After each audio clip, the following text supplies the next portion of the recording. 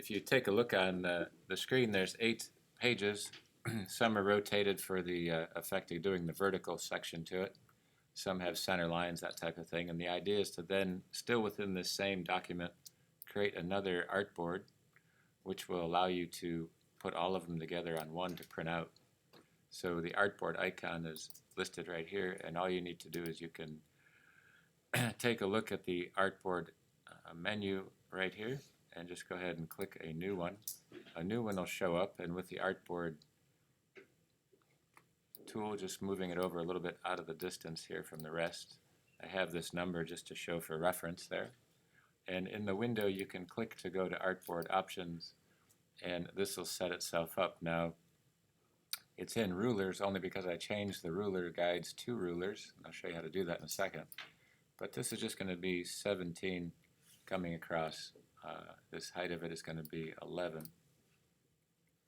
And see if this will work. And I show a center mark. I'm just going to place that on there to see if that'll come through. So now you can see a center line. This is 11 by 17 as you go through this. And up in the ruler guides, I have it selected to inches. Normally I like it at points just for the measurement capabilities, but for now, placing it on inches. Your ruler guides, Command R if you don't see them, or View, Rulers and Show. Here's the keystroke. And what happens where the ruler is on a vertical and horizontal top left corner, there's a intersection. And this is called the 0 point or center point. If you click and drag, you'll notice right now the numbers are listed 4 to 40. As soon as I click at the top left corner of this page, it resets it to 0 and 0. So now I have that as a source of measurement, the origin of the measurement there.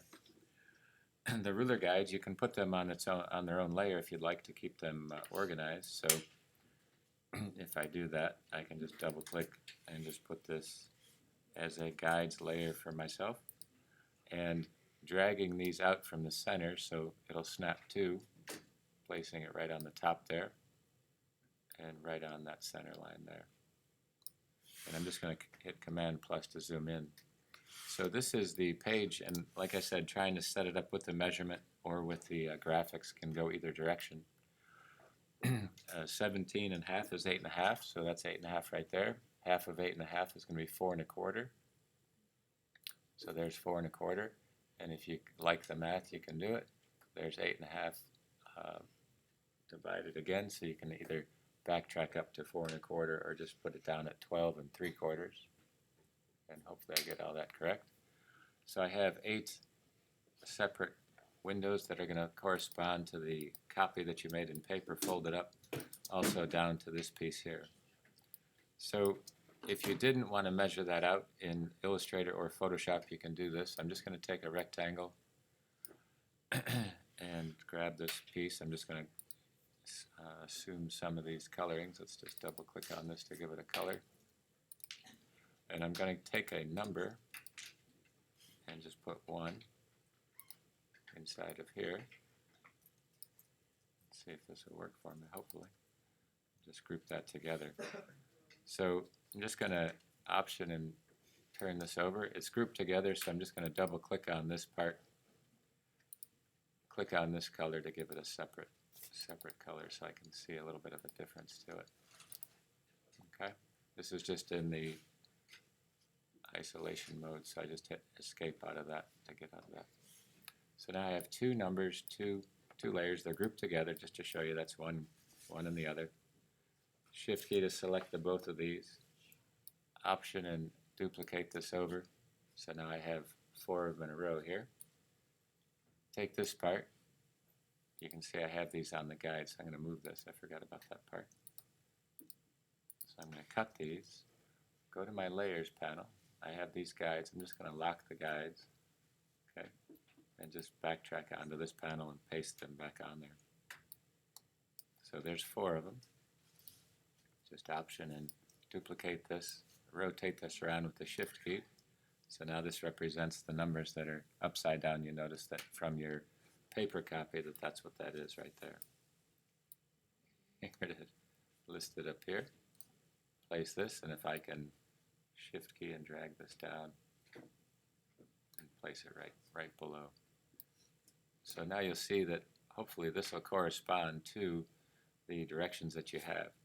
Now all you need to do is to look at your paper copy that you've done. Go ahead and, if you have it at your desk when you're doing this, if you haven't done it already, is to open this up and make sure that it is on the right selection. So these four, for example, just kind of group these together, and switch these so that the upside down ones are over here. The right reading ones are right at the bottom here. So these are grouped. If you ungroup them, you can manipulate them a little easier, but they're still grouped within each individual number. So all I'm going to do is double click and take the text tool, highlight this one, and just give it the number that it is. Hit the escape key, double click on this one, take the text tool, highlight that one, and then hit the escape key. So it's just a process of the best way to try to get to that selection.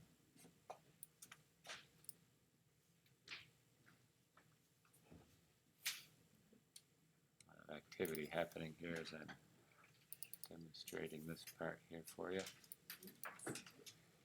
But that gives you the numbers. So depending on how you folded yours, yours might be slightly different than this, which is okay. Depends on how you have the top fold located. But here it'll give you this selection. And placing it on there. Okay. So it's corresponding to exactly what's below there, but at least it's all placed onto this page. You have these items listed, and again, all the numbers that correspond to that section. Your next part is then to take these items that you have and replace them with all the graphic that's here, as long as it has the place that you want this to become. So 1, 2, 3, 4, 5, 6, 7, 8, you're trying to correspond that to be there. And that's when I had you fold it up and have the number go horizontally, so you can tell which direction your character, if you did a horizontal format, is going to be, if it's going to be a vertical format as well.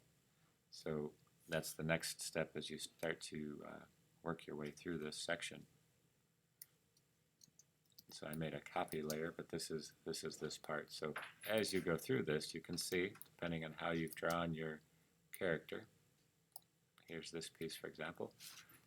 I'm just going to copy it, and then just hit paste, and Command G for grouping it. Kind of sends it over to this direction.